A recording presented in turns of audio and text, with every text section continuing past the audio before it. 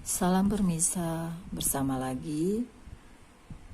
saya yang akan membacakan novel dari karya Sidney Sheldon yang berjudul Kilau Bintang Menerangi Bumi 1. Ini lanjut ke episode ketiga. Oke, langsung aja kita mulai. Glasby, Nova Scotia, 10 September 1952. James Cameron sedang berada di rumah bordil dalam keadaan mabuk di malam kelahiran putra dan putrinya. Ia berada di ranjang diapit oleh dua perempuan kembar berasal dari Skandinavia. Saat Christy, Mami, rumah pelacuran itu mengetuk pintu kamarnya. James, ia berseru. Ia mendorong pintu itu terbuka dan berjalan masuk. Oh kamu si tua brengsek, James berseru dengan kesal. Apa aku tidak bisa mendapat sedikit ketentraman di sini? Lanjutnya dalam logat Scotland yang kental. Maaf mengganggu kesenanganmu James, ini mengenai istrimu. Fuck istriku, Cameron memaki. Itu sudah kau lakukan memang. Christy menukas dan karena itu ia sekarang akan melahirkan. Jadi biar saja ia melahirkan. Kan memang itu tugas kalian wanita. Dokter baru saja menelpon ia mencarimu kemana-mana. Keadaan istrimu gawat, sebaiknya kau cepat-cepat ke sana. James Cameron menegakkan badannya dan turun dari tempat tidur. Mata kabur, mencoba untuk menyegarkan benaknya. Perempuan sialan. Ia tidak pernah bisa melihat aku senang sedikit. Ia menengadah memandang sang mami. Baik, aku pergi. Diliriknya kedua gadis telanjang di ranjang, tapi dua ini aku tidak mau bayar. Tak jadi masalah, sebaiknya kau segera pergi ke tempat kosmu. Mami menoleh kepada kedua gadis itu. Kamu berdua ikut saya. James Cameron tadinya seorang pria yang tampan dengan wajah yang sangat tepat mewakili pengertian dosa. Orang akan menduga ia berumur 50-an, nyatanya ia baru berumur 30 dan bekerja sebagai pengurus rumah kos milik St. McAllister, bankir kota itu. Selama 5 tahun terakhir ini, James Cameron dan istrinya Peggy membagi tugas kerja mereka berdua. Peggy mengurus kebersihan dan konsumsi dari 2 lusin penyewa rumah, dan James minum sampai mabuk. Setiap Jumat ia bertugas menarik sewa dari tempat rumah kos lainnya di Glasby yang dimiliki McAllister. Dan ini menjadi alasan tambahan baginya untuk keluar dan minum sampai mabuk. James adalah orang yang menyesali nasibnya dan berfoya-foya. Dalam penyesalan itu ia seorang yang gagal dan merasa yakin bahwa kegagalannya itu disebabkan kesalahan orang lain. Semakin lama ia semakin menikmati kegagalannya itu. Ini membuatnya merasa seperti martir.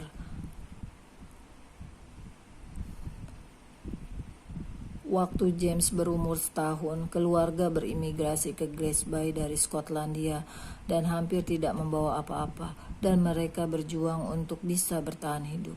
Ayahnya mengupayakan James bekerja di tambang batu bara saat anak itu berumur 14 tahun.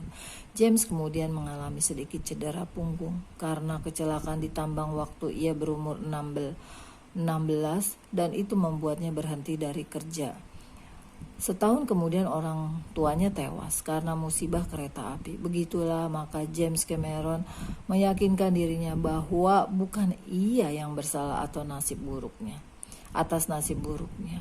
Takdirlah yang tidak merestui jalan hidupnya. Tapi ia mempunyai 2 kelebihan. Ia sangat tampan dan kapan saja ia mau bisa membuat orang terkesan. Pada suatu akhir pekan di Sydney, sebuah kota kecil dari dekat Glasby, ia berjumpa dengan seorang gadis Amerika bernama Peggy Maxwell. yang sedang berlibur bersama keluarganya di sana. Ia tidak terlalu cantik, tapi keluarga Maxwell sangat kaya dan James Cameron sangat miskin. Ia berhasil meluluhkan hati Peggy Maxwell dan mereka kemudian menikah. Walaupun ayah Peggy tidak setuju, aku akan memberi Peggy mas kawin sebesar $5.000, kata ayah Peggy kepada James. Uang itu akan memberimu peluang berusaha. Kau bisa menanam modal di real estate dan dalam 5 tahun nilainya akan menjadi 2 kali lipat. Aku akan membantumu. Tapi James tidak mau menunggu 5 tahun. Tanpa minta persetujuan siapapun, ia menanamkan uangnya dalam usaha perminyakan berisiko besar dengan seorang teman. Dan 60 hari kemudian ia bangkrut. Ayah mertuanya yang sangat marah menolak membantunya lagi. Kau bodoh, James, dan aku tidak mau membuang uang lagi untuk menggantikan itu. Perkawinan yang dimaksud untuk menyelamatkan James Cameron ternyata malahan jadi musibah sebab kini ia harus menghidupi istrinya juga, padahal pekerjaan tidak ada. Scan McAllister lah yang akan menyelamatkan dia. Bankir kota itu berumur sekitar 55, berperawakan sangat gemuk dan bersikap angkuh, serta gemar mengenakan rompi yang dihias jam emas berantai. Dia datang ke Glasby 20 tahun sebelum dan dengan cepat melihat peluang yang ada. Para penambang dan pengusaha kayu berdatangan ke kota itu dan tidak bisa memperoleh cukup akomodasi. McAllister sebenarnya bisa saja memberi mereka kredit untuk membangun rumah, tapi ia mempunyai gagasan yang lebih bagus. Ia beranggapan lebih murah menggiring orang-orang itu untuk tinggal di rumah-rumah kos. Dalam waktu 2 tahun ia berhasil membangun sebuah hotel dan 5 rumah kos, dan semuanya itu laku keras. Mencari pengurus merupakan hal yang sulit sebab pekerjaannya sangat melelahkan. Tugas mengurus adalah mengupayakan semua kamar dihuni dan mengawasi dapur, menangani konsumsi, dan menjaga rumah-rumah itu tetap bersih. Sepanjang menyangkut masalah gaji, Scan McAllister bukan orang yang suka memboroskan uang. Pengurus rumah kosnya baru saja berhenti dan McAllister beranggapan bahwa James Cameron merupakan calon yang pantas. Cameron dari waktu ke waktu meminjam uang dari banknya dan waktunya sudah sampai untuk membayar pinjaman. McAllister memanggil anak muda itu. Aku punya pekerjaan untuk kau, kata McAllister. Ada. Kau beruntung. Ada satu jabatan yang baru saja lowong. Kerja di bank kan? Tanya James Cameron. Ia tertarik untuk bekerja di bank. Kalau uang berlimpah seperti itu, pastilah ada sebagian bisa menempel di jarinya. Bukan di bank, kata McAllister. Kau orang yang luas, James, dan kurasa kau cocok bekerja di bidang yang banyak menangani orang. Aku ingin kau mengurus rumah kosku yang di Cablehead Avenue. Rumah kos, kata Anda. Ada nada melecehkan dalam suara pemuda itu. Bukankah kau perlu tempat bernaung, kata McAllister. Kau dan istrimu akan mendapatkan kamar gratis dan gaji kecil. Seberapa kecil?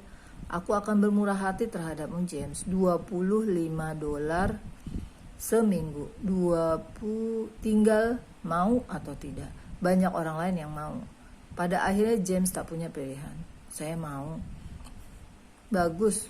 Oh ya, setiap hari Jumat aku minta kau menarik sewa dari rumah-rumah kosku yang lain dan mengirimkan uangnya kepadaku hari Sabtu. Waktu James Cameron menceritakan hal itu kepada Peggy, ia nampak kecewa.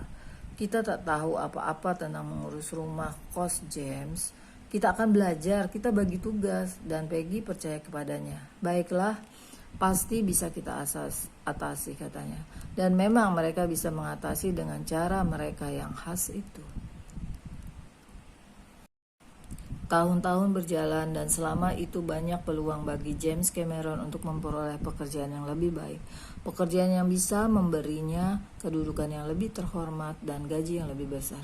Tapi ia selalu menikmati kegagalan hidupnya dan enggan beranjak dari itu. Mengapa harus repot-repot? Begitu ia biasa mengomel. Kalau takdir tidak menghendaki keberuntungan, tidak akan terjadi. Sekarang di malam bulan September ini, ia berpikir aku bahkan tidak boleh menikmati perempuan-perempuanku dengan tenang. Sialan istriku. Ketika ia melangkah keluar dari tempat Madam Christie itu, angin dingin September bertiup keras. Sebaiknya kau berjaga-jaga kalau ada masalah nanti, James. James Cameron memutuskan ia berhenti di Asian Mariner. Sejam kemudian ia melangkah menuju ke rumah kos di New Aberdeen, kawasan termiskin di Grace Bay. Ketika akhirnya ia sampai, setengah lusin penghuni kos sudah menunggunya dengan cemas. "Dokter ada di dalam bersama Peggy," kata salah seorang. "Cepat-cepat, Bung." James terhuyung-huyung memasuki kamar tidur kecil suram yang ditinggalinya bersama istrinya. Dari kamar lain ia bisa mendengar rengekan bayi yang baru saja lahir. Peggy terbaring di situ dengan tak bergerak. Dr. Patrick Duncan sedang mengamatinya dari dekat. Ia menoleh begitu James masuk. "Ada apa di sini?" tanya James. Dokter itu menegakkan badan dan memandang James dengan kurang senang. "Seharusnya sebelum ini kau bawa istrimu ke tempatku," katanya, "dan memboroskan uangku. Ia hanya akan melahirkan. Kenapa mesti Peggy meninggal? Sudah kucoba segalanya. Bayinya kembar. Yang laki-laki tak berhasil kuselamatkan." "Oh, Jesus," James Cameron mengomel. "Takdir lagi." "Apa? Takdir? Takdirku selalu tidak baik. Sekarang ini lagi yang terjadi atas takdirku. Aku tidak." Seorang jururawat masuk, menggendong bayi kecil yang terbungkus selimut. "Ia anak perempuan Anda, Mr. Cameron." "Anak perempuan? Buat apa anak perempuan?" Bicaranya semakin terseret dan tidak jelas. "Kau sungguh menjengkelkan, Bung," kata Dr. Duncan. Jururawat itu memandang James. "Saya akan tinggal sampai besok dan menunjukkan kepada Anda bagaimana merawatnya." James Cameron melihat sosok kecil keriput yang ada dalam selimut itu dan berharap dalam hati, barangkali ia akan mati juga. Selama 3 minggu pertama, tak ada yang tahu apakah bayi itu akan hidup atau tidak. Seorang ibu susu datang dengan teratur untuk merawatnya, dan akhirnya sampai hari dokter sudah bisa memastikan putrimu akan hidup. Dan ia memandang James Cameron serta bergumam, "Semoga Tuhan melindungi anak malang ini." Ibu susu itu berkata, "Mr. Cameron, Anda harus memberinya nama." "Aku tidak peduli ia dinamai apa. Kau saja yang memberikan nama." "Bagaimana kalau Lara?" "Itu nama yang sungguh, terserah kau saja." Demikianlah ia dibaptis dengan nama Lara. Tak ada orang dalam kehidupan Lara yang memperhatikannya atau membesarkannya. Rumah kos itu penuh dengan pria-pria yang begitu sibuk mengurus hidupnya sendiri, sehingga tak sempat lagi memperhatikan bayi itu. Satu-satunya wajah di sekitar tempat itu hanyalah Bertra, wanita Swedia berperawakan besar dan dipekerjakan untuk memasak dan disuruh-suruh. James Cameron menetapkan niatnya untuk tidak mau tahu tentang putrinya ini. Takdir buruk telah sekali lagi mengutuknya dan membiarkan putrinya tetap hidup. Di malam hari ia duduk di ruangan keluarga dengan sebotol whisky sambil mengomel, "Takdir telah membunuh istri dan putraku." "Kau tidak boleh berkata begitu, James." "Well, memang begitu. Kalau tidak, putraku sekarang sudah jadi orang. Ia akan jadi orang pintar dan kaya dan bisa merawat ayahnya di hari tua." Dan para penghuni itu membiarkan James mengoceh terus. James Cameron berulang kali mencoba menghubungi Maxwell, ayah mertuanya, berharap ia akan mau mengambil alih anak itu.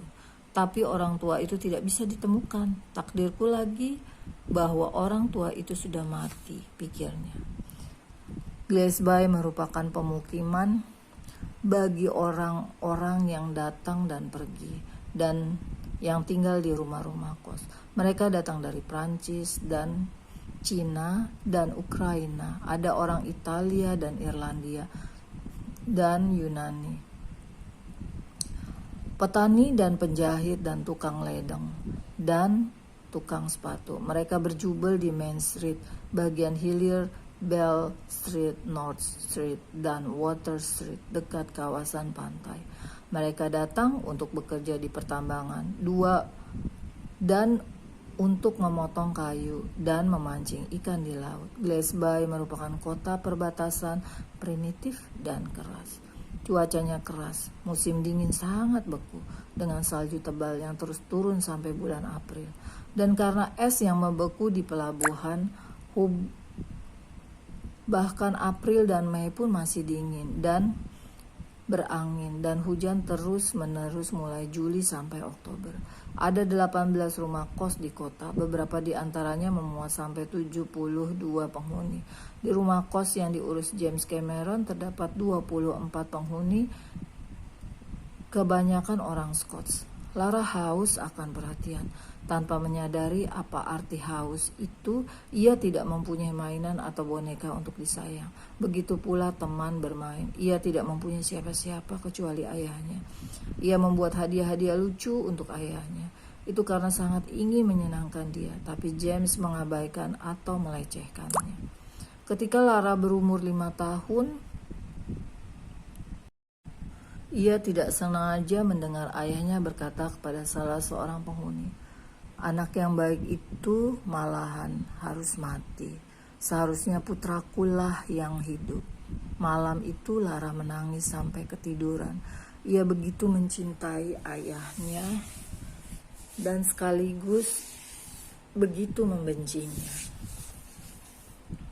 Ketika Lara berumur 6 tahun, ia mirip sekali dengan tokoh lukisan Keanu. Matanya yang sangat besar dan wajah ceking dan pucat. Tahun itu masuk seorang penghuni baru, namanya Mungo Maxwell, dan ia adalah pria yang berperawakan sangat besar bagaikan beruang. Ia lalu merasa iba melihat gadis kecil itu. "Siapa namamu, Nak?" "Lara." "Ah, nama bagus untuk anak pintar. Sudah sekolah?" "Sekolah? Belum." "Mengapa belum?" "Saya tidak tahu." "Well, akan kita cari tahu." Dan ia menjumpai James Cameron. "Saya dengar anak Anda belum bersekolah. Apa perlunya itu? Ia cuma perempuan, ia tidak perlu sekolah." "Anda keliru, Bung. Ia harus mendapat pendidikan. Ia harus diberi kesempatan dalam hidupnya." "Ah, sudahlah," kata James. "Itu akan buang-buang uang saja." Tapi Maxwell bersikeras, dan akhirnya supaya ia tidak ribut terus, James Cameron setuju. Ia membuatnya tidak melihat anak sial itu paling tidak beberapa jam sehari. Lara sangat takut ke sekolah. Sepanjang hidupnya yang pendek itu, ia hanya tinggal dengan orang dewasa dan hampir-hampir tidak pernah bergaul dengan anak lain. Hari Senin berikutnya, Bertram mengantarkannya ke St. Anne's Grammar School dan Lara dibawa ke kantor kepala sekolah. Ini Lara Cameron. Kepala sekolah itu, Mrs. Cummings, adalah seorang janda setengah baya dengan rambut beruban yang mempunyai 3 orang anak. Ia mengamati gadis kecil itu berpakaian kumal dan berdiri di hadapannya. "Lara, bagus sekali namamu," katanya tersenyum. "Berapa umurmu, sayang?" 6. Lara menahan tangis. "Anak ini ketakutan," pikir Mrs. Cummings. "Well, kami gembira kau ada di sini. Lara, kau akan senang di sini dan kau akan belajar banyak." "Saya tidak mau tinggal," kata Lara. "Oh, mengapa tidak? Kasihan ayah saya." Dengan mengeraskan hati, ia berusaha untuk menahan tangisnya. "Well, kami hanya akan meminta kau ada di dalam kelas beberapa jam sehari." Biarkan dirinya dibawa masuk ke sebuah kelas yang penuh dengan anak-anak, dan ia diantar duduk di bagian belakang kelas itu. Mr. Cole, gurunya, sedang sibuk menulis huruf-huruf di papan tulis. "A untuk apple," katanya. "B untuk boy. Ada yang tahu C untuk apa?" Sebuah tangan kecil diguncangkan. "Candy." "Bagus sekali. Dan D untuk apa?" "Dog." "Dan I untuk apa?" "It." "Bagus. Ada yang tahu kata yang dimulai dengan huruf F?" Lara berseru, "Fuck."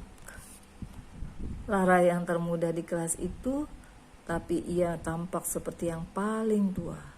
Dari dirinya terpancar semacam kedewasaan yang tak terbendung. Ia seorang dewasa kecil yang tubuhnya sedang tumbuh, kata gurunya kepada Mrs. Cummings. Saat makan siang di hari pertama itu, anak-anak yang lain mengeluarkan kotak-kotak makan. Kotak-kotak makan kecil berwarna-warni dan mengambil apel dan kue-kue dan sandwich yang dibungkus kertas lilin. Tak seorang pun ingat untuk membungkuskannya makan siang bagi Lara. "Mana makan siangmu, Lara?" tanya Miss Turkle. "Saya tidak lapar," kata Lara, mengeraskan hatinya. "Tadi saya sarapan banyak sekali."